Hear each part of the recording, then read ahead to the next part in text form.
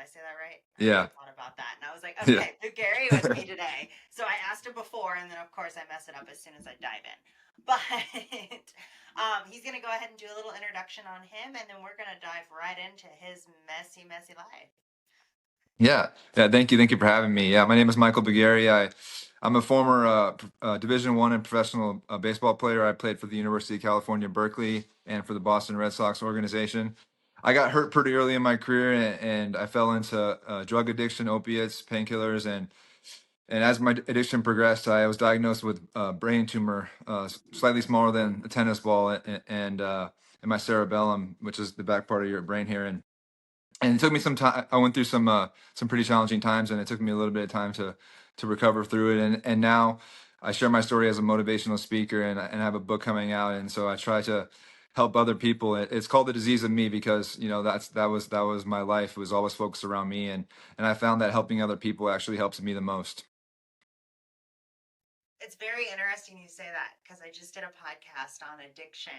Somebody who actually wrote a book on addiction and like a different process of like dealing with that, right? And then now you're an author as well. Yeah, yeah, So it's funny that you say that helping others helps you because it really does. And a lot of people don't see that because we're so self-evolved. I think like we just kind of focus on us yeah, and like don't have time or the bandwidth to be able to help others fully or even think about that as a thought for a lot of people, and it's yeah. amazing how much that can help you.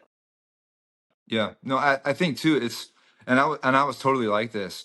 It's like I didn't even recognize how selfish I was, right? I didn't even recognize it's not just in my actions; it's in my thoughts.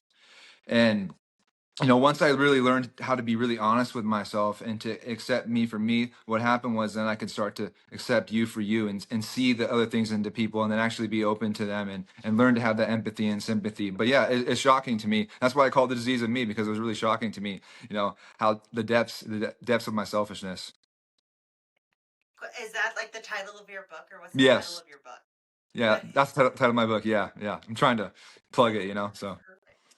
Yeah, I like that. I like that. I've never heard somebody use it that way, so I love that. So let's just start at the beginning. So, you've been playing baseball. I assume if you went pro, pretty Yeah, much your whole life, right? Now, yeah. where did the addiction start to come into play? Where did all like the substance abuse? Well, yeah, baseball. It started before any drugs and alcohol. Baseball was my first addiction because it became the source of getting the things that I wanted, like that attention and validation. Right, that's what I wanted, and it became my higher power. And I started drinking in high school early on, and it always helped me keep up this character because I created this identity around baseball. But it helped me off the field, but it never really helped me on the field. So as long as I had baseball, I was always able to maintain that. Not to say that I didn't drink alcoholically when I did or when I tried other substances, but I was always able to maintain that control as long as I had baseball. And then when I got hurt, and I was basically at 23 years old, and I was basically told that I really wouldn't be able to throw right again. Then I lost baseball, I lost my sense of self worth, and that's when opiates and other drugs came in to help me not to feel, and it really took off because I knew what they were going to do to me before, and I took them, but I just didn't care anymore because I didn't have that North Star or that sense of purpose, and so then it just really just took off from there. So basically, baseball was kind of like an identity for you. Like it was Absolutely, everything. And everything. then when you lost it, you felt like you just lost everything. Yeah, yeah, yeah, totally. It was who I didn't imagine a life without it, right? See, I had this mindset of I was willing to die at 40 to play 10 years in the major leagues. I just because the reality was I was really full of insecurity and fear. This identity that I created was for me to be able to keep everybody at arm's distance. So I never got to feel rejected again. They didn't ever get to know the real me because this character that I was creating wasn't the real me. I didn't know who the real me was. And so when I lost it, I didn't know where to turn. I made it a point that everybody knew me for baseball. I always put it in your face, and so now I don't want to talk about it. I don't want to be around it. It hurts too much, so I wanted to numb my feelings. And one thing opiates like Oxycontin and eventually the heroin, one things they do is they numb your feelings really well. And I think that's like the biggest thing with them, right? Is like that's what people want. They just want to Yeah, feel nothing. And that's Yeah. what's so addictive about it, because it takes all the pain and all the frustration away. Yeah.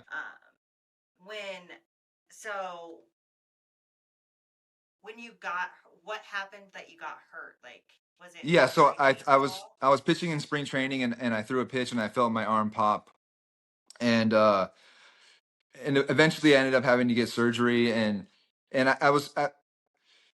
there wasn't one that wasn't the main thing that I think caused it. It was when I always had this need for attention and validation, right? So the times that I couldn't play or didn't get it on the field, I would seek it off the field. Like through going to bars or womanizing or whatever it may be to show people that I was cool. I had this perception of what I thought people wanted to see, what I thought they would think was cool, and I had to be this masculine, womanizing, cool that does all the fun stuff, and so even whenever I found a situation where I couldn't find that validation on the field, then I had to find it off of it. And especially during my rehab, instead of really focusing on my arm and fixing my arm, I was out there doing other things, abusing medication and all these different things.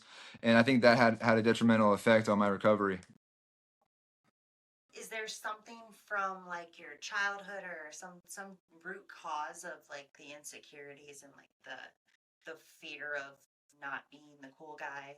Like the why, right? The why, and I wrestled with the why I am the way I am for a really long time. And I have an awesome. I come from a military family. My parents are great. They could drink alcohol for 3 drinks a night for 30 years. I never saw them drunk. There is no other reason why, and I can get lost in this why. But the real reason is I really like attention. I like attention from everyone. Yeah, and I really do. I want it from all the girls. Even if I don't want the girls, I want the attention. Right, and I like to get high, and I'd rather avoid my problems. I'd rather get high and avoid and that's the truth, and that's all that I need to know. You just own it. You're like, this is Yeah, me. This is how I am. yeah. I am who I am, and I'm still that way. I'm still that way. And I have to recognize that. And I love that because it's so hard for people to take responsibility for who they are and their actions. It's Yeah, really hard in society to get people to do that. So like hearing you say like, yeah, this is just me yeah, is so cool. So what happened after you got, into you hit rock bottom, I assume, and like yeah. what got you to like kind of start turning things around? But yeah, so as my addiction progressed eventually to heroin, I lost that capacity to live up these dual lives anymore, right? When a drug like that enters your life, you can only think about getting more of it. And I think people around me started to notice, and I was starting to ruin relationships and burn bridges. And I went to treatment, and I still tried. I always had this. I wanted to do things my way. I always wanted to be in control. It was me. I had no spirituality, and so after I got out of treatment, I continued to live the way that I was doing, and because something happens, right? I could stay sober for a little bit of time, but something happens in life. Life always happens, right? Where something happens to me that I feel the need to find a solution, and that solution was always substances. And so, at I started to slowly build my life back together a little bit, trying to accept this life without baseball. And then I was diagnosed with a brain tumor. I was experiencing these headaches, and I went to the emergency room and complaining of it because I was like passing out, and it all happened so fast, and I had to have multiple surgeries and intense chemotherapy and radiation for a few months, and it just like it really just I lost all my hair. I lost like 50 pounds. It really wreaked havoc on me. And I wish I could say that changed me. You're going through something that would change you, but no, like just 2 weeks after I learned I was in remission, my mom finds me passed out in my car with drug paraphernalia on my lap, right? Because I was in pain, and Almost made it worse. meaning Like it made the drug use worse because now you just want to numb the thought of what's going on in general. kind of it was weird. Is it because to this point all my pain was mental, right? And now I'm in physical, really physical pain too. And so it's that combination of it. And at the time, rightfully so, the people taking care of me told the doctors that I was an opiate addict, right? So they weren't really giving me anything too. And so but I needed to find I was in pain. I needed to find a solution because I always, my disease, I call it terminal uniqueness, right? It's terminal, my disease. And it always needs to feel better now. I needed to feel better now, not think about the consequences, not think about anything else. And so, yes, in a sense, it did make it worse, but it also justified it too, right? It justified my behavior in a way where, hey, I need this now. Because I can go to any doctor and they'll just turn the prescription pad around to me because I just tell them all the things that I've been through and the pain that I'm in. So it justified that in my mind. Wow. Yeah, I guess like I could see where that would almost make it easier to get the drugs. Oh yeah, yeah. Yeah, you So combine that with being manipulative and and successful, right? I could, hey, I went to Berkeley, doctor. Like, I play for the Red Sox, and I could use all those, and I'm a little bit charismatic. I could use all those things to get more and more of it, and I doctor shopped for a long time. wow, that's insane. And like the beginning of it, you had people like telling them like he has issues with Yeah, addiction, like don't give him anything, but then you just see a different doctor and then yeah, end up being able to. yeah, yeah. I end up burning those bridges to where I'm left alone now to my own devices, and I do the things that I want to do. Right. But at this point I realized, with all my health issues and everything going on, that I just can't functionally live alone anymore. And it got to a point. So when you asked earlier about the turning point, there was a few of them. And one of them is I have a really awesome therapy dog, and he really saved my life in a time where I needed him the most. And he continues to save my life in a lot of the work that we do I volunteer at the hospital with him, visiting the children at Rainbow Babies Hospital in Cleveland, and the other cancer centers. But that was a big part of it too. But the other part of it was I got to this point where the medication stopped working, right? Just stopped working. And I found myself in what I call the limbo of agony, where it hurt too much to sit still and it hurt too much to move. See, the worst part about my brain cancer, it was the side effects of my treatment. The tumor that I had was so rare, and the doctors didn't really know what to do. They were just trying to save my life. So the stuff that they gave me was pretty nasty. The side effects weren't really they were afterthought, right? They were like, we'll cross this bridge when it comes. And well, here I am at this bridge now, and nobody knows how to cross it, right? And so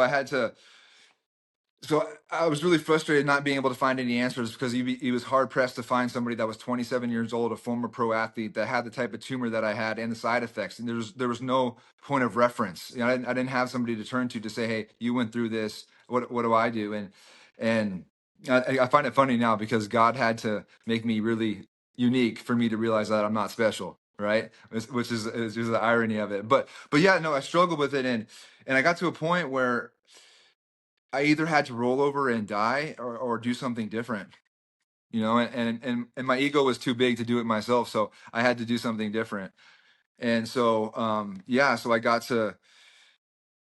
I learned how to heal a lot of my nerve damage through meditation and exercise. And it was just a really painful process to where I read about the stories of other people that went through challenging times. And then I started to, that mind body connection, where it went from my purposeful movements into not wanting to like smash into things because I really lost my spatial awareness. But then it turned into purposeful thought, right? I started to think about my actions and choices, and then I really had to learn how to get honest with myself, because I was so full of anger and blame, right? I blamed, the Red Sox for releasing me, my coaches in college for pitching me too much, for God for giving me brain cancer. But then I had to realize that all those things that I mentioned were not the result of anybody else but me, right? I never told my coach in college my arm was bothering me, not that I shouldn't. I just jumped at every opportunity, right? I was the one that messed up and was out partying and drinking during my rehabilitation with the Red Sox.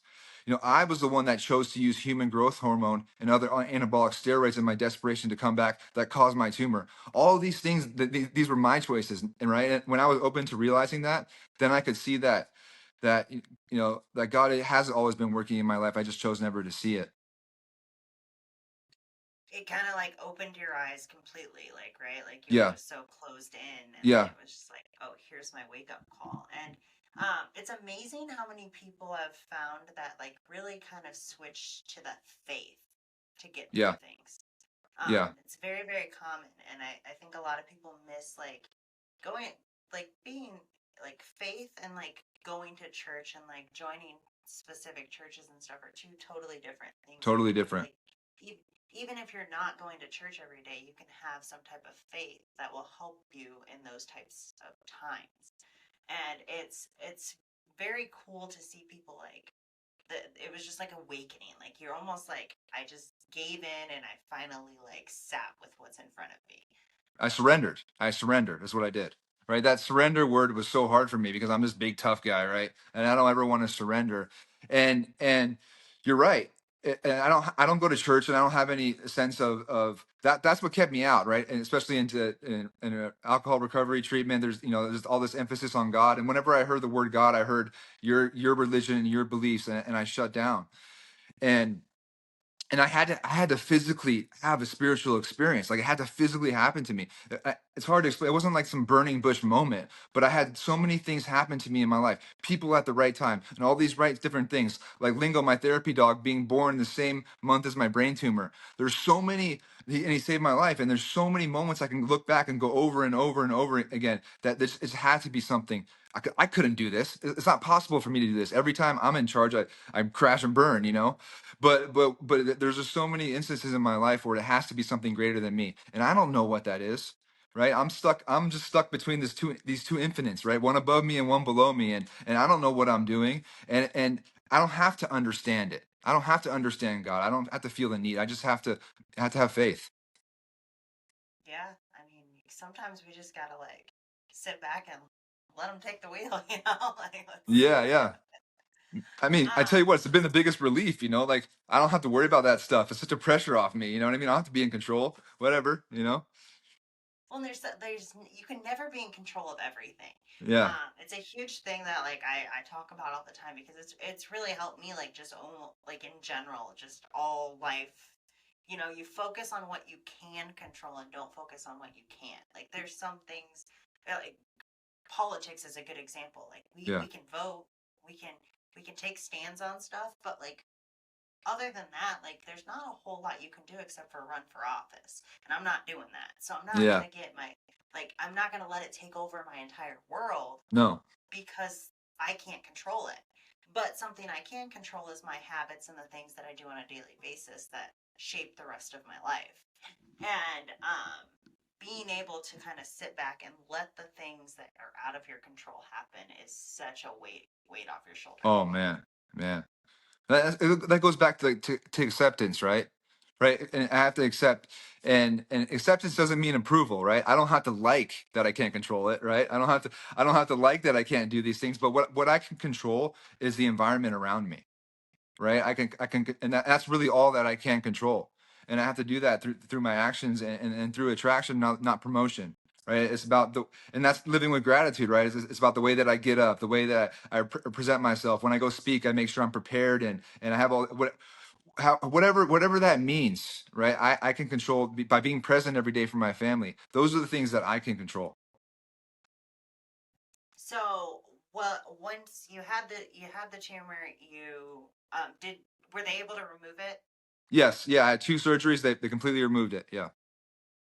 Okay, okay, good. I just wanted to make Yeah. sure that we're on a good point Yeah. on that. Yeah. So, before, No. Yeah. It'll be 10 years so for me. 10 years for me. 2 days ago. Yeah. oh well, Thank congratulations. you. That's awesome.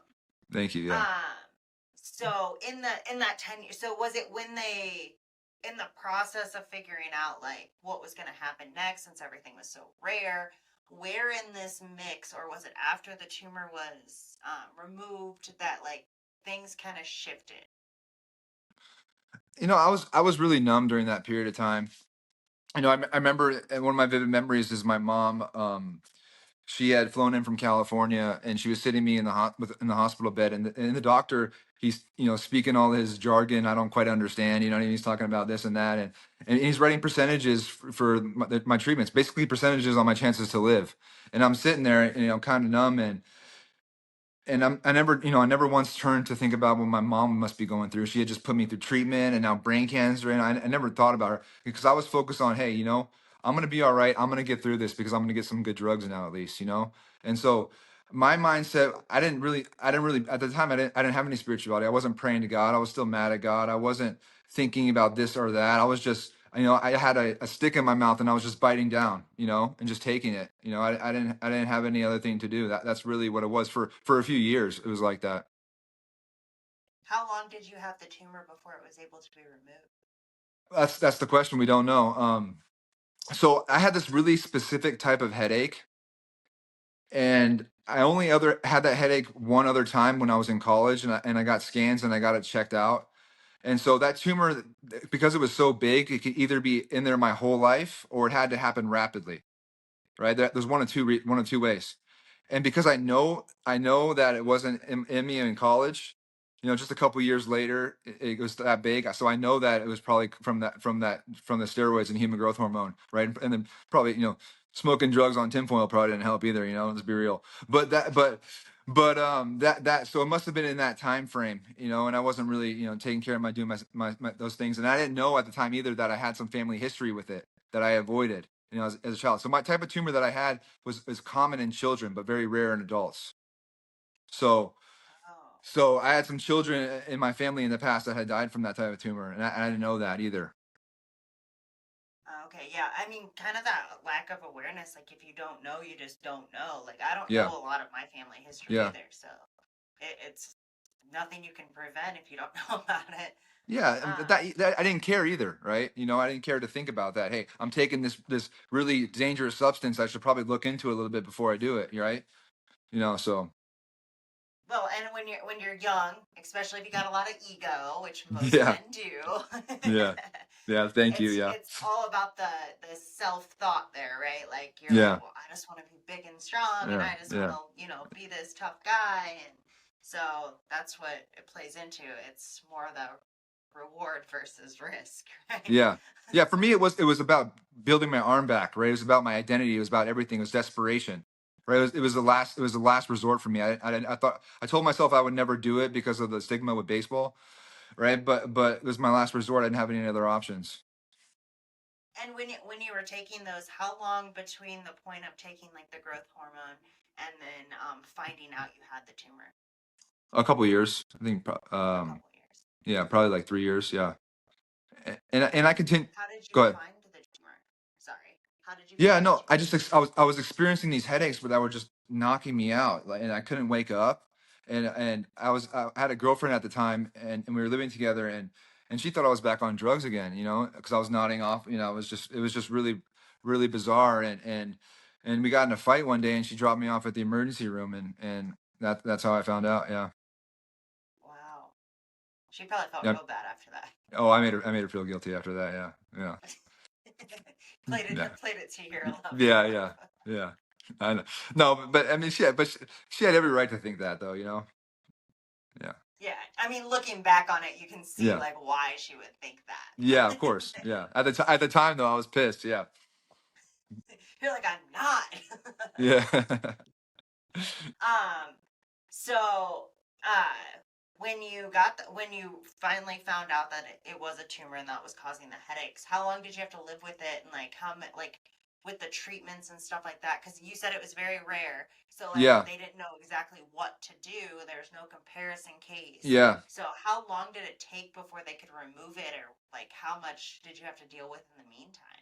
So they got rid of it pretty quickly, and like within 2 days, it was gone. They got the surgery was Oh, successful. It was good, and which was great because I had a great surgeon, and so then I had to wait couple months to let it heal, to let the stitches out and to let everything heal, and that's when I had to go into I think 6 weeks or 6 or 8 weeks of chemotherapy and radiation, and that for me was the real hard part.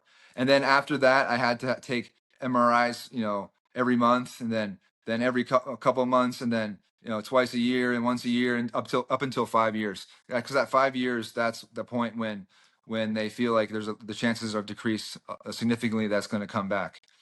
But those 5 years were difficult because I just was dealing with all these side effects, and that not knowing, right? That not knowing of having that loom over you. It's a hard place to live. And but still, I still deal with the side effects today. They're still really bad. I've just really learned how to manage them.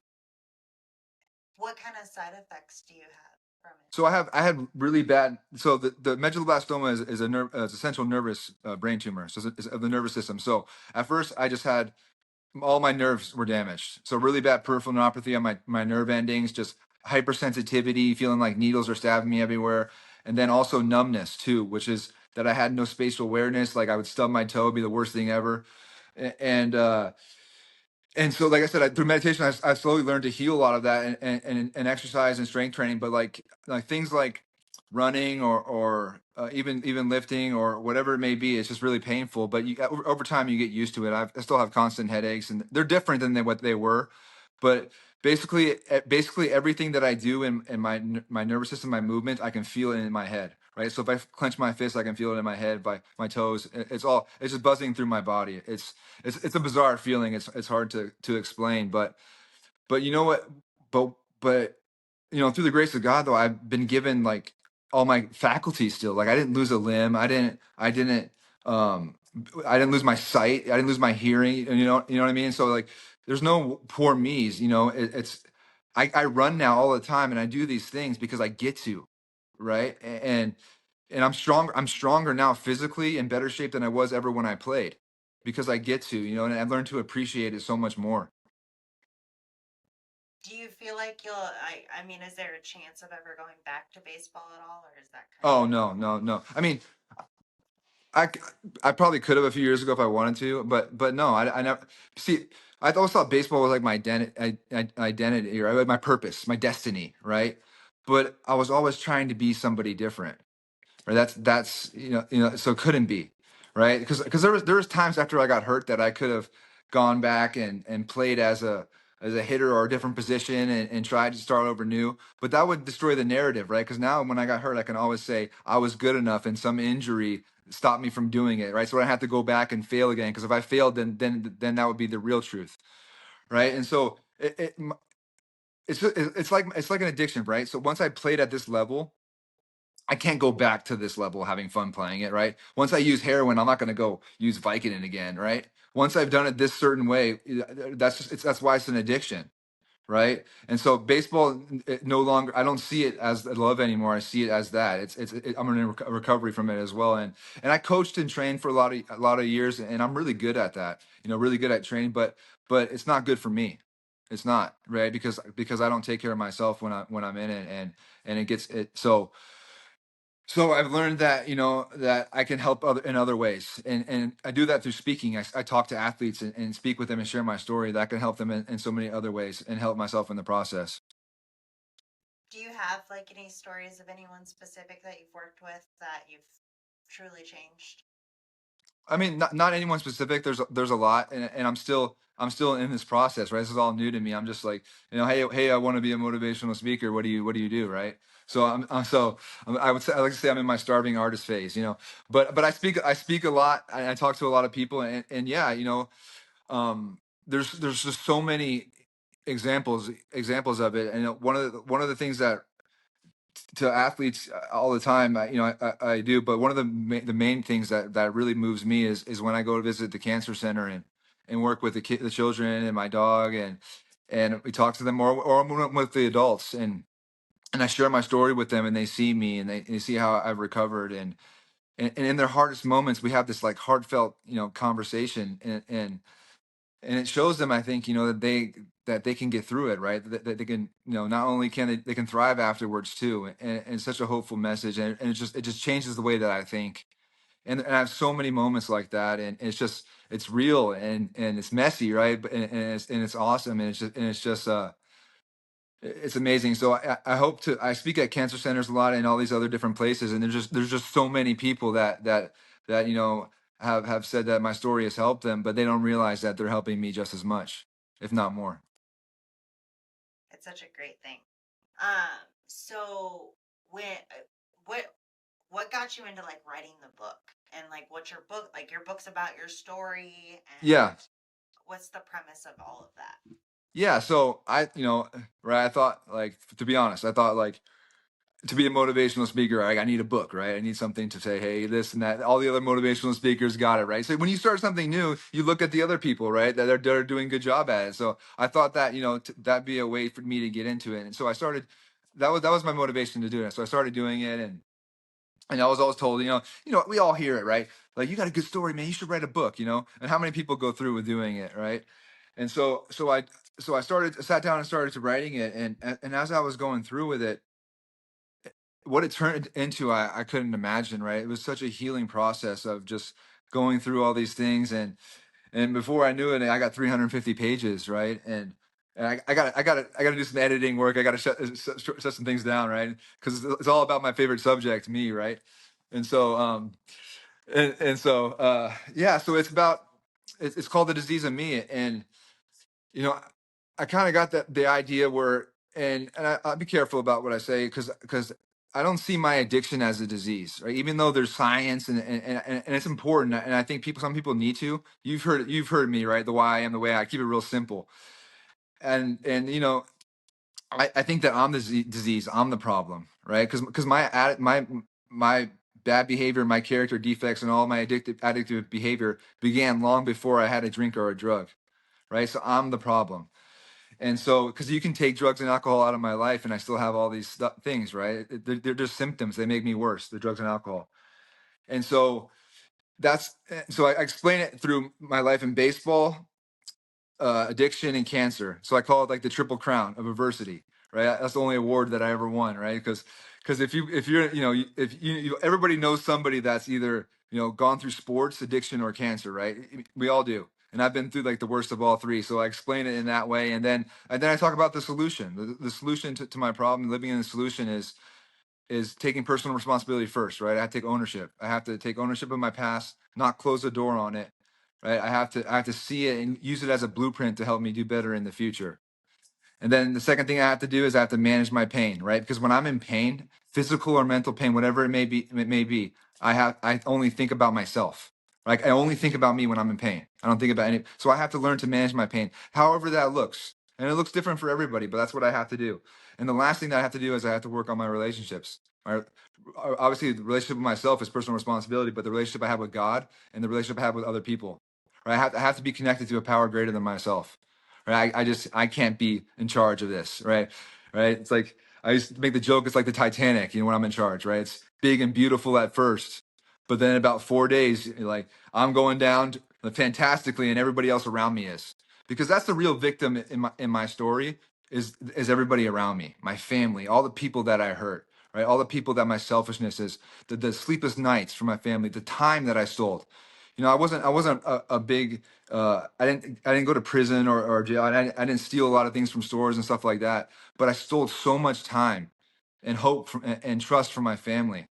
I had to reconcile with that.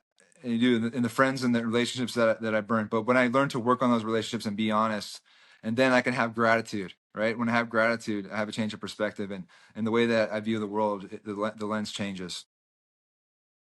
When you talk about the all the relationships that you basically had to mend, what did you Yeah. do? Like, how did you fix those? I mean, and like, how lonely were you at the point of all this shifting too? Like, where like you didn't really have any genuine connections Yeah. because you're so self evolved Yeah. involved. Yeah, no, I was completely like I got to a point of completely, there's that old saying, right? Like when you're the smartest guy in the room, you're the only guy in the room, right? I was in a cold, dark place alone by myself in a room for a long time. And that's a good question. There's a lot of relationships that I can't fix, right? There's a lot of amends that I can't make. There's a lot of things that I can't tell somebody. It got to a point where my words were meaningless, right? I said sorry and this thing so many times it didn't matter. And there's a lot of relationships, unfortunately, that I can't get back, that still hurt me. That's the biggest. Some of my old teammates and friends that I truly love, that I did some things to that I'm not proud of, and my family who's always stuck around me. I can't, there's nothing that I can say to do for them to make up for all that stuff, but what I can do is have a living amends in the way that I treat them now, and how I show up, and how I'm there for, how I'm reliable. And and my family and I now, we've all moved out to Ohio from California now, and we have this open relationship. It's awesome. We're just always ragging on each other because they've seen, they know everything about me, and there's no eggshells. You know what I mean? It's so freeing. And that's why I was so excited to be on your podcast, because messy, right, authenticity and the truth is messy, right? It's messy when you live in the truth, like, because you don't know what's going to happen, right, when you lie, or you put things in order, like this, what's going to happen. You're either going to believe me or you're not, right? But the truth, like an authenticity, you don't know it. It's kind of exciting when you embrace it, and so there's not a lot of things that I can do to fix those things, but what I can do is I can just show up, and I can help other people, and I can live a certain way to show that, right? And that's what I try to do. Is there any relationship that you didn't think was going to be mendable and you were able to like turn it around? Like one that just felt like it was completely broken and like they came around or you pushed hard enough?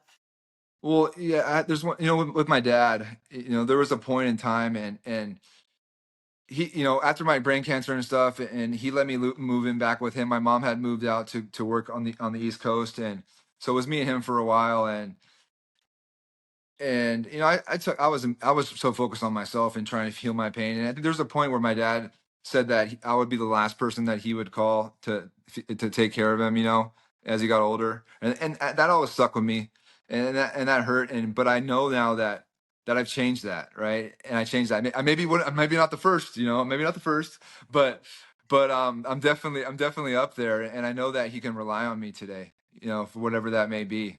And that's the most meaningful one to me, because he's the one that stuck by me over everything. He didn't give up on me, and the fact that I know that now, it's just it really fills me with, it it's hard to explain. Yeah, I'm really grateful for that. It's a gift. That's awesome. It's like you opened up a door that you completely shut. It was like Yeah, nailed shut, and it opened up a door, and it shows that like nothing's too far gone, right? yeah. We can always And find that's the thing about addicts and redemption, right? I think for somebody who's really been to hell has this like amazing chance for redemption, because you've seen that, and you know where the depths that can take you, and the path forward is only up. And I think that I'm so grateful for all those things, all the misery and the times that I spent, and I've learned how to turn that suffering into meaning, right, and into purpose. And as hard as those times were, and all the pain that I've been in, I wouldn't change any of it, really. it's pretty incredible. And what are your goals like? Well, what are you doing now for like work other than like helping others and like Yeah, so speaking, I do that for work as well now, and I have some other things with training and some stuff. Like I said, my starving artist phase, where I'm finishing up my book, and doing some other things. But I have a beautiful property out here I inherited. That's one of the reasons why I moved here.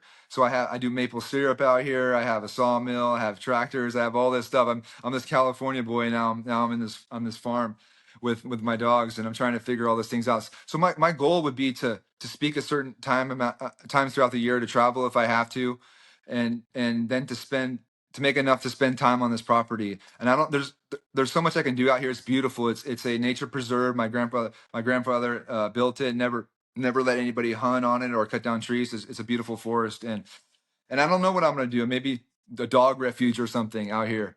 Something, so something like that. I haven't decided yet, or maybe even a people refuge. I don't know. But my goal is to go out and speak and share my message, and then to do focus my time and doing stuff out here. And so that's the ultimate goal, and I'm really on the path to achieving that. that's awesome. So this attachment with the dog that basically helped rescue you. Yeah. And you said you have more than one dog now, right? Oh yeah, yeah. I technically have four, but my two German Shepherd girls are sisters, and they're kind of fighting right now. They fought over a guy, so they're fight on site right now. Typical girls, and so we have to do the Shepherd shuffle, I call it, between my sisters. So we rotate the Shepherds, because I have the property, so she wants the dogs go out here and run. So every other night I got a different Shepherd, but I have my two other dogs. So yeah. They're my protection. They can't be out in public. Only my therapy dog can be out in public. Yeah. Really? Okay. Are Yeah. they trained? Did you get them all Yeah. trained or like Yes, they're trained. They're trained. They're just not people friendly. I mean, they are people friendly, but they just rather be out. They're trained not to stay on my property, and they stay around with me, they listen to me, unless like a squirrel goes by or something. But for the most part, yeah, they are trained. They stick around, but my therapy dog, he's amazing. Yeah, he's a people dog. He's the only creature that likes attention more than me. So. uh, so getting the therapy dog, did you always have dogs like growing up? Did you have any Yeah, yeah, animals I like did. that? Yeah, yeah, I did. And so what happened was, it's a cool story. So right after my cancer, after all that stuff, I moved back to California with my parents, and even after everything that I put them through, they let me still come back, which is amazing. And so I started to go back to treatment, and I got put on some medications and things. And but I was still struggling. I was depressed, and I really hadn't come to terms with baseball. I kind of knew the cancer kind of settled that for me, right? That I probably wouldn't play again. Right? It really, which is a gift, which is a gift now because that really helped me let go. But I was miserable, and I didn't want to be around people. And my mom worked at the military base in Monterey called the Defense Language Institute, and they had just adopted a dog. His name was Lingo. He's named after language, right? At the institute, to be a mascot, a therapy dog for the soldiers. And typically, when a police station, a hospital, whatever, they adopt a dog, they assign it a handler, right? Somebody to bring it to work every day, to take home, to give the dog a sense of stability, right? And the dogs need, and consistency.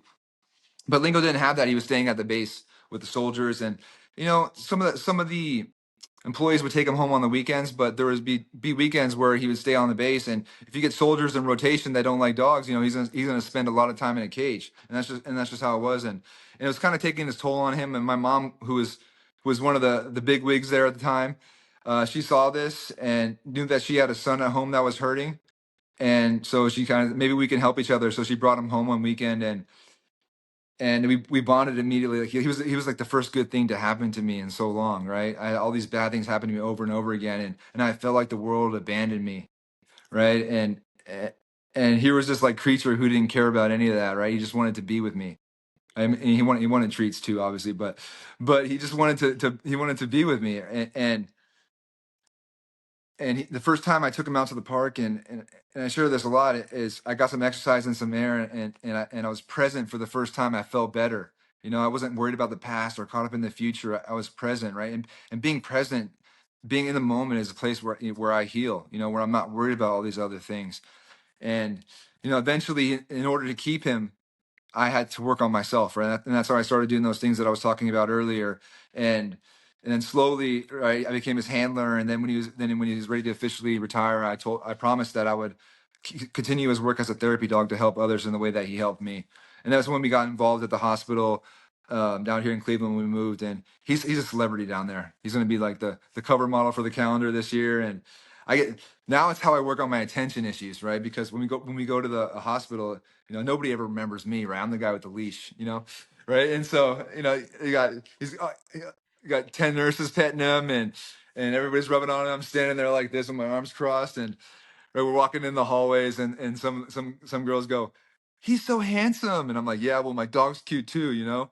All right, I get a little bit jealous, but no, but I get there, and when we sit with the patients and they talk to their families about like Lingo's story or their dogs at home, what it does is it makes me think of my family, right? My mom, and those times where she found me and or sitting with me in the chair, whatever it may be. And as difficult as those thoughts are to have, they change the way that I think, right? And I can only have them when I help somebody else without expecting something in return. And so every time I take Lingo to the hospital, or every time we do something, it changes me. And that's he continues to help me. And so that's why I say he saved my life in so many different ways. And yeah, I'm just a gift from God. What kind of dog is he? So he's half boxer, a quarter husky, and a quarter Alaskan Malamute. He's real tall and tan, and almost 100 pounds. Yeah, yeah, yeah, he is. Yeah. And so when you take him to the hospital and stuff, you just basically bring the dog in like everyone's rooms and they just love on Oh it. yeah, yeah. There's a few ways. I mean, now that we're like veterans and stuff, I got a little hospital pass. I can go anywhere. He's got me access to everything. And but in all seriousness, though, there are a lot of like cautionary things that we have to do and prerequisites, and we're really focused on. And the beauty of the Pet Pals program there is that we're really focused on helping and not being in the way. Right, so we have to use hand sanitizer, and there's certain floors and things that we can't go into, and we have to ask permission, and we usually go to like the on different floors. First thing we go and do is take requests. So what they have now, it's really cool, is they have a hotline you can call if you're a patient to get a visit from a therapy dog, right? Oh, It's that's like cool. like 1-800-WOOF or something, because there's so many of us, because the hospital has assigned therapy dogs that work there full time, right? So one of the nurses on the floor, one of the employees is their handler. So they take them home and bring them every day. And there's us like people that come from out of town. So there's like 300 pet pals, you know. So at all times you might be getting a different type of dog. So it's really cool. And yeah, so we take requests and they take us that, hey, this person wants to see you there. So we're all over the hospital bouncing back and forth. You know, I think originally it was, my idea was, because of my tumor was so rare in adults, that it was common in children. I thought of, the hell that I went through, but thinking of an innocent, kid going through that, it bothered me a little bit. So I thought maybe, hey, we can bring some joy. So to the children's hospital, and that's the way we started doing it. But it's evolved too now, because I think I was avoiding the adult place a little bit because, of all the things that I went through, right? And I didn't know how I would handle that. But like I said earlier, the adult place the adult cancer center helps me a lot more now, because it's more about me and less about lingo. Lingo just gets me in the door, right? Because that's when I can actually talk to them. And so, and no, but so we're all over the place. We do events. I speak for them. Yeah, so we're hopefully starting a speaking bureau where say a hospital or an organization wants to learn more about therapy dogs. Lingo and I will suit up and we'll go talk to them, or whatever it may be. It's really cool. I love that. And so on your little farmland there Yeah, is eventually just going to be a bunch of dogs. maybe. Yeah, I mean, it already is kind of right now. When my whole family gets together, we have nine big dogs. So Oh my so they're yeah. So yeah, I got videos of me just with nine dogs running around. Yeah. So, but I don't have nine at all times. But there's gonna have to be some rules and some stipulations if I'm gonna be getting that many dogs. I gotta I gotta find a partner first. I can't be doing this all alone, right? But I just Might help. yeah, I just gotta find somebody that can stand me for more than 45 minutes. Yeah. Since working on yourself and like kind Yeah. of going on this different path, how is dating? Like, Uh-oh. have you went on dates? Are you using like apps and stuff? How is that going? That's a good question. Yeah, it's going. No, I don't go on the apps or anything. I think it's weird because I moved to a new place, and I learned a lot from my past. I was kind of I was this womanizer and all and these things, and I told myself, if I'm moving to a new place, you don't start dating the first pretty girl that likes you. You know what I mean? Because you don't know anything, right? You don't know anything. So I didn't do that this time. And I haven't gone on any. I don't do any of the apps or anything. I had done them in the past in California because I want to be a public figure in terms of speaking and helping other people. And I don't think it looks good if you find me all on dating apps. And I don't want to look at the 30s next to my name, anymore. Right? I'm not getting any younger. Like that part hurts me. But no, I've gotten to a point where, especially being out here, I've learned the difference between isolation and solitude. Right? I've really learned to be comfortable as a flawed human being that I am, comfortable to be me with my own time, and don't do things. And I've been really focused on this purpose that I'm going through in my life. So I haven't, not that I don't want it, right? I have this little voice in my head that is always, thinking about it, but I'm not going to settle. I'm really picky. I know what I want, and I know what I like, and I'm willing to not have it. So I'm still in this journey about learning who I am, and it'll happen. I know it will. If I continue to show up and do the next right things, and who knows? Sometimes I want to force it, but I know that I can't. Right? Do you like date lightly, or are you just kind of just holding out right now? I mean, I've so I'm not really dating at all, in the sense that, I mean, I live in Pierpont, which is in the middle of nowhere, so my options aren't too much. I don't get down to Cleveland too much. I mean, trying to. So as I get out more, I think I will. I'm not. I'm open. I'm not like not dating. Right. I'm not. So I'm open to things. I just nothing that has crossed my path that has fit that narrative, or that standard that I set. So, and knowing me is probably too high, but hey, right? You know, But the more you work on yourself, the more you're working towards the guy that will attract that, right? yeah, yeah, yeah, yeah. Hopefully, and I'm gonna tell you, I'm not. It's not beneath me to share stuff about how great I am to try to pick up chicks. Trust me, right? It's not beneath me. I try. So, I just didn't know if yeah. you used your dog as a tool Oh, too. I do. Oh, I So do. you Yeah. do. I'm not.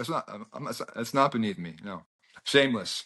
I mean, cute dog will go a long Yeah, way. yeah, I know. At the same time though, like that's my first thought, right? That's always my first thought about everything. Like is how can I use this dog to get me a hot chick, right? That's my first thought. But what it turns into, right, is when I get there and show up, it's like it's not about that. When I'm at the hospital, I get some attraction from the nurses. Sometimes the volunteer tell me like, hey, some of these nurses think you're cute, whatever, and like they always say, hey, when's Lingo coming? Like talking about to me, but I don't see it that way. They're working. I'm there. I'm not there for that, right? I'm not going to try to get in the way of their job, and we're here for a different reason.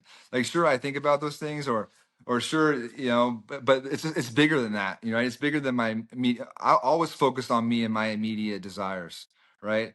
Because that's all it really is. It's just that's me wanting to get attention, right? That's me wanting to get validation from and me to feel better because you think I'm cute or whatever, or you think I'm so great, right? That's what that is. That's the disease of me, right? And so I have to always recognize that because I sure it can be my motivation at first, but when I get there, I have to change that, right? I have to see it for something else.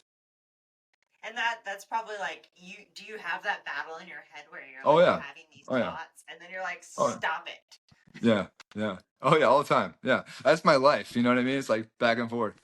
Yeah, of course. Yeah, and I'm judgmental too. I'm at the gym and other things. You know what I mean? I there's so many things that I want to say, and just because I want to do it doesn't mean I should, right? And that's the whole point of my message is that like this is who I am. I'm not changed, right? In that sense, the way that I think. I've only changed the way that I work on it and see it and play the tape through and see the consequences of it, right? Like I already know the consequences because I've done it, right? You know what I mean? So it's like the thinking really hasn't changed, but the way that I immediately stop it and have this other voice of reason that has changed. And I think what it is you realize you have choices. We always have Yeah, choices. No matter how yeah, we think or how we are, like we all have our little quirks. We all have yeah, our annoying little things that drive other people crazy, right? Or drive ourselves crazy.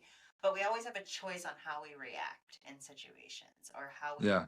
deal with things. And I think people forget that. And that's where we lack that like responsibility for our actions because we assume we don't have choices. Yeah. Yeah, and I think too, you're absolutely right. I think too, expectations, right? I think we in our minds we get so creative and we already play the situation out like we know what's going to happen, right? And that's what we talked about too. The truth, right?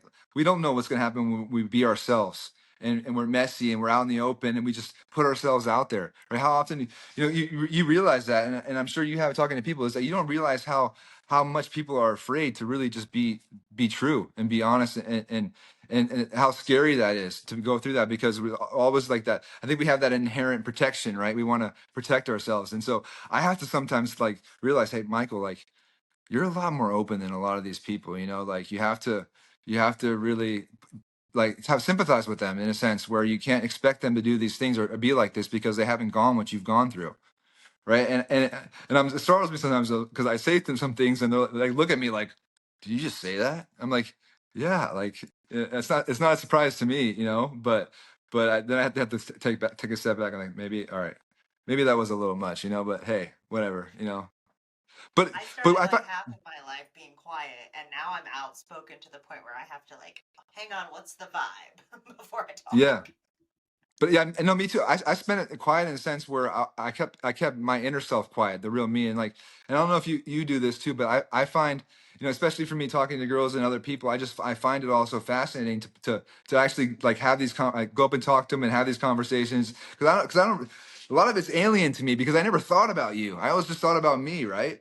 So I have these things and say these things and put these up and try to make people laugh and put in these conversations where I think it's all like it's an adventure for me in a sense, right? And I do that every Well, day. I Go I ahead. think I think some of that's learning how to communicate, right? Like, so you Yeah. before you didn't know how to communicate properly. No. Like, you have to be able to listen, then respond, right? Not think about your response while they're talking. Yeah. Yeah. Yeah. I still do that too, but I try to say stop. Pay attention. But you're more mindful of it. Yes. Absolutely. Absolutely. And do That's you feel mindfulness. like now when you talk to like a stranger, like it's easier, like it feels like it's more of a genuine conversation versus before you were just constantly trying to impress? Yeah, yeah, in a way. I think too, my judgmentalness gets in the way sometimes, especially when I'm around new people in certain areas. And I'm not one of those guys that's real chipper and goes up to everybody, you know what I mean? But when I am, when I do talk, I am open, and that's why I like speaking, because when I share my story with people, then people come navigate to me, and then we have these heartfelt conversations, right? So I think I give up like stuck up vibes. I try to say like, I get jealous of like the attention and like the way hot girls are treated. So I try to act like a hot girl, even though I'm a guy and I'm never gonna get it. But I try to give off that vibe. I'm so jealous of that. But so I try to, and it comes off the wrong way sometimes. I don't think sometimes I'm very approachable in certain places. But I'm working on it. I'm trying to be conscious of it. But I think too, with that it's very, I think it's a cool thing to like judge somebody and then realize, they're not what you thought. And the thing about what really taught me this was a couple years after my brain cancer, I started to get my hair back, and I started to get like weight back on, and I started to look like I was normal again. Right. But on the inside, I was completely broken, just in pain, just miserable. And I hated going out in public. I hated it because everybody would treat me like I was normal. Right. They didn't know, you couldn't tell. And I hated it. And I was like, don't you know I'm hurting? Like, leave me alone. Stop asking me how I am or how's the day going. But what it made me realize is that how much I've been judging a book by its cover, right? How much I see something and don't realize what's underneath, right? And that I had to learn that message that way, the hardest way possible for me to understand it, right? Because yeah, I still judge and do these things, but I recognize that it's a wrong way of thinking, and I have to open myself up to it. And so it's a continual process. Like listening and those skills are all things that I need to work on, like a lot, and I try to, and that's part of it. And so yeah, it's a never ending process. Well, and it's hard to when you're so self-involved and not really like paying attention to what's going on around you, but you think everyone's paying attention to you because Oh of the yeah. self-involved, right? Yeah. And like really everyone's going through something. Everyone's got something going Yep. on. Like it's never like happy-go-lucky all the time for everyone. Like that's just it's not the thing. That's not life. That's why we're messy on purpose. Yeah. you know and so it's funny that you say that because I think a lot of people see things through like their lens but not from anybody else's, and they think that everyone else is seeing that same lens, and that's not the case. Most Yeah. people don't have time to think about what their neighbor or their friend or their family member is doing because they're dealing with their own stuff. Yeah. And just asking somebody like, hey, how are you doing, sometimes it's a very generic conversation because people aren't going to open up about what they got going on, or on the other side of that they're like you said, like you were reacting like, why are you asking me this, you know what I mean, like almost Yeah. like they're doing something wrong by asking you how you are. Yeah. Yeah. No, yeah, absolutely. And I think too, it's part of it is like, not just for I was like the golden boy of first impressions, right? Like I always give people this hope because I was always so like the first time you met me, I was always so full of, possibilities and potential. You liked me, and even now when I play the piano, I learned how to play the piano a few years ago. I learned Beethoven's one song and I practice it over and over again. So if I ever get called out at a party, I can play one song. Just don't invite me back because it's the only thing I know how to do, right? But I mean Don't that's what I ask for was. I was round so two. yeah. I can't do round two. I just only know this one. But that's what I used to do. I was great on first dates, and then you get to know the real me, and then you wouldn't like me, and I was great at all these first impressions, but there's no depth, right? And so I think the most important thing for me is to make that first interaction, and then to remember something, their name or whatever it may be, and then the next time be able to share that, hey, how was this and this, or hey, so and so, that builds that bond for me. So I'm still bad with the first. I try to be bad on purpose on the first impressions, but yeah. And that too, like, and what you were saying earlier about dating in a sense too, I think a lot of it is different for me because I did a lot of it in bars and drinking, and right, that was a lot of the ways that I met people. And now, now that I don't go out to those certain areas, there's not a lot of times where I meet people. I find myself thinking, hey, you know, I may be a really good boyfriend now because I listen and I work on myself and I got all these things. Why doesn't anybody like me? But I think too I don't put my but I don't put myself out there in situations too, because I think I really have to focus on me and being that person that somebody would want, because I'm still not there yet, and it'll come. So, but yeah, you're right. This whole relationship thing, it's a learned thing. It's not something that I was given. It's a skill. It's a Yeah, communication is a skill, and it's not even just in like romantic relationships. Building the relationship you have with your dad now versus what you had yeah, before, like those are different. Like they're just different relationships throughout your life that you have to work on, and like no relationship is just easy. There's like, gonna always be something, even if it starts out easy. There will be yeah. something. Do you have any like really good buddies now that like maybe before was a little rockier, or maybe just people that you've met along the way that like kind of change things to having real connections? Yeah, I have a real good group around me, a sober network of people that if I'm struggling with something, or if I'm going through anything, that I can call them and they'll be here in a second, or if I need to talk about something, I have that in my family and too, and moving out here, I don't have my real close friends, the guys I went to college with, the guys that I grew up with, that are my closest friends, that actually knew the real me when no one else did, and I burned some of those bridges too, but I do have a few of them now that I've been able to show that I've changed, and hopefully give them some. There's a lot of things, like I said, I can't make up for, but I do have them to call. That one, I got some of them reading my book to help me, and that's one thing I do miss. I miss, and unfortunately I've got good at it myself, but I miss having people to call me out on my behaviors, right? To have a little, to make fun of each other here and there, or to rag on each other, and just to, like, because that's what real friends do. Some people to tell me the truth, and not what I want to hear. I think that's part of that is because I'm new to the area and things. I don't have anybody that's close, but I have people that tell me that I want to hear, and I get that, and I'm the same way. But I do have that, back in California, and people that I can call and talk to. So, how long have you been in Cleveland About area? I know you're in the area, Cleveland area, Valley. area. About 4 years. About 4 years. It Yeah, takes a little while to like find your circle. You know what I mean? Like a yeah. close somebody that you can actually talk crap to. Yeah, yeah, I know. He does. I know. Yeah. No, and that's you. I think a part of it too is, I'm 4 years sober too now, a little bit over. So I'm still, getting into finding out really who I am, and a lot of these things. And I think that I'm no good to anybody else if I can't, be good to myself.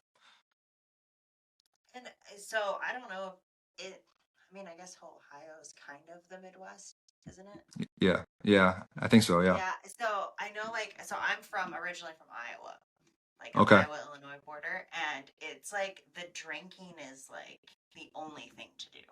Yeah. So like it's super common that everybody drinks. Is it kind of like that there, like where everyone just kind of uses Yeah, substances? there's opiates, and there's drug problem out in this area too, and where I think my message can help a lot.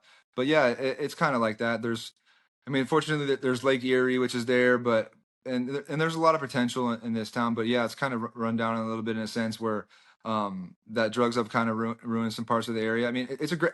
Don't get me wrong, I love this place, and the people that I met, it's great. It's great people. But yeah, I think it's just like anywhere. I think it's like across America. If you go anywhere, really, it's like that. So I did a lot of playing in Midwest towns, Indiana and Illinois. So I was enmeshed in a lot of these cultures before. But yeah, it's just different. Like the biggest thing for me, I think, is a small town, right? I mean, I went from Monterey, which is not a big city, but there's tourists all the time. There's people coming in and out. There's always, changes of people. Out here, it's just you see the same people all the time. So I have to really be careful on reputation and things that I hadn't had to really worry about in the past. Yeah, especially if you're in like more of a tourism where people are coming and going. Like Yeah, yeah, you could mess up last night, but yeah. Well, I mean, you know better than anybody living in Vegas, so Oh yeah, yeah, it's interesting yeah, here. yeah. I don't drink or anything, so we don't go out, but Okay, there's a yeah, lot of tourists here. yeah. Fair enough. Yeah. So let's see. What question do I have next? Yeah. Is there anything else that you want to touch base on Oh, specifically? no. Um, because I think we pretty much circled your whole life at this Yeah. point. Yeah. Yeah. So you said your book is coming out. When is it gonna, or I think it was upcoming when you Yeah, told so me I it said, was. I wanted it to come out by the end of the year, and I thought, hey, once I write this book, like it's all going to be done. But just like everything I do, it's not that simple, right? So I have to. It's with an editor right now. I have to rewrite the first part. I'm hoping the first couple months in the new year. That's what I'm hoping. So I don't want to Okay, rush it, and yeah, that's the plan. so it's coming soon, right Coming now, soon. Yeah, but yeah, hopefully by the beginning of the year. That's super yep. cool. What's the hardest part of writing this book? Mm, rewriting it, right? Like I think putting the condensing it down a little bit, I think, to well, the hardest thing I did, I let my mom read it. That was the biggest mistake, Like I think not that she thought it was good, right? My mom thinks it's good, right? But she she's too close, I think, to it. But she made some good points, and I think having to take some things out, to reordering things, the structure is really good. I think this is the hardest thing for me. I think is to getting it to be a little bit shorter, right? I think there's a lot of fluff in there that I can get rid of and stuff, but I think it's all important, right? And I think that I have to recognize that, some people probably can't relate to that in some capacity, and there's better ways that I can say it. But yeah, so I think another hard part is that I was on this roll of writing it, and now that I stopped for a little while, it's hard for me to get back going again. But I'll do it. Yeah, I could see where like if you're in a rhythm and then you're just like, okay, I don't have time right now, and then you jump back in, Yeah, you're like, oh, I'm not feeling it anymore. yeah, yeah, yeah. Well, And then I I think could too. see where like, oh, go ahead. Go ahead. Go ahead. Oh, I was just gonna say, and rewriting it, like it could be kind of hard too because you have all of this that you just wrote out. You poured your heart and soul into this, Yeah. and then you're like, oh man, now I gotta change this, but I love Oh, it. not only that, I'm getting criticism about it. I'm like, I'm mumbling under my breath, like, what do you know? I'm rewriting it, like, like that, like that's the hardest part. Like, I don't. I mean, I can accept it and I can take it and I can move on from it, but I don't like it, right? I don't like being criticized, right? I don't like it. It's not comfortable. No. It's because you're literally getting judged at Yeah. something you're doing. But it is a good thing too, and if you're able to see that, it'll only make your book better. Yeah. No, I do see it. I do see it. So, yeah. Have you always struggled with like criticism in general? Like, so you played professional baseball. Obviously, there was some criticism while you were playing, right? Like, Yeah, yes. I think I can safely say that. It depends on who it's from, to be honest. If it's I think playing at that level, I created uh this meter of who I thought was important, who I thought was the people that I can listen to, and then everybody else kind of they weren't worthy in a sense, right? And so from the people that I felt I deemed worthy, that I respected, I could take it a little bit. It hurt, but I could take it. But getting criticism from people outside of that, I wanted no part of it. And and so still now it's I find though that being sober and doing the right things and helping people and cleaning up my side of the street, I don't really get criticized too much, So and when I do, it's probably it's worthy. It's worthy of me listening. So it's amazing when you do the right thing how often people don't have anything else to yeah, say. yeah, yeah. um, do you still like talk a lot about like baseball days? Do you miss it? Is there any like still connection? Do you still watch the game? No, no, I don't watch it. I mean, I when in the area, when I find kids that I get to know their parents and they're really good kids, or people that help me, like for example, the ladies that help me train my dogs, I teach their son baseball lessons, just out of like a Cool. family thing, or things like that. I have a couple of kids that are high school kids around here that are really good kids. I know their parents, and so I'll let them work out with me and I'll train them, for that. And there's that way I stay into it. I don't watch it anymore. I don't play it. I play the piano. I read. I do stuff out in the fields or with my dogs. I do all the other stuff that I miss out on, right? Because I just I obsessed over that and did it for so long that I don't. It's not that I don't love it, not that I don't miss a little. Part of me misses it a little bit, but and I watched some of my friends, who played, and after we're getting older now, all this new stuff, it doesn't seem that interesting to me anymore. All this other stuff that I haven't done before is where my mind's at. Is it kind of more exciting now to like try something new like the piano? Yeah, yeah. I used to never do anything that I sucked at, right? I never wanted to do anything. Right? I'm terrible at music and like drawing and that kind of stuff. But I'd try it. Why not? I think when I got to the point where I realized that I learned so much from failure, right? That if the worst thing that can happen to me when I do something is I fail and I learn something, then what's the point of not doing it, right? I try all these new things, and I spend a lot of time in the weight room and things that really helps me. And yeah, so I'm open to this. I'm really trying to learn how to drive a tractor and tow my boat and tow all this other stuff right now. That's this farm life is harder than it looks. So I got a lot to work on. It's hard work. That's Yeah. why not everybody does No. it. Yeah. People talk about it. People are all like, "Oh, I just want to have a farm and Yeah. a garden." And it's like, yeah, but there's a lot of work at that. I don't want Yeah. that life. No. Oh. Yeah. I don't want to like farm crops or have like barn animals. That's just too much work. It's a But lot. it's a lot. Yeah, no, it's a lot. Yeah, I don't want to do that. But in some capacity, to make this like a nature preserve, to do things out here and to maintain that, in itself is a lot of work in a different way. And that's kind of what I want to do. Bring home all the foster dogs and Yeah. just have a dog party. Yep. Yep. Yeah. So like to round this out, is there like a message you want to leave to everybody, some type of motivation, something that Yeah. you feel everyone should know? Yeah. I think the most important thing that I learned, I can speak really only from my experience, is that my self-worth has to come from within. Right? Attention. It can't come from outside sources. Right? When I learned that, and the only way that I learned that is by showing up and doing the hard things. Right? I never knew who I was because I never was willing just to show up and try my best because I always felt it was never good enough. Right?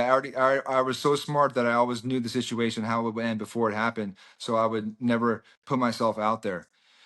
And when I started to put myself out there and to be honest and just to get messy and explore the truth of things, I really learned who I was. And I learned that, hey, you know what? I don't have to be perfect all the time. I don't have to be 100%.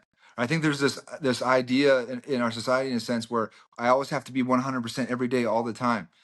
And I think that's what happened with some of my addictions, and I got caught up in that. But I'm okay to make a mistake. I'm okay to fail. I'm okay to mess up. These things are okay. They're a part of life, and I learn from them, and I get better in the future. But being back to that, to my worth that comes from within. And the last thing that I would say is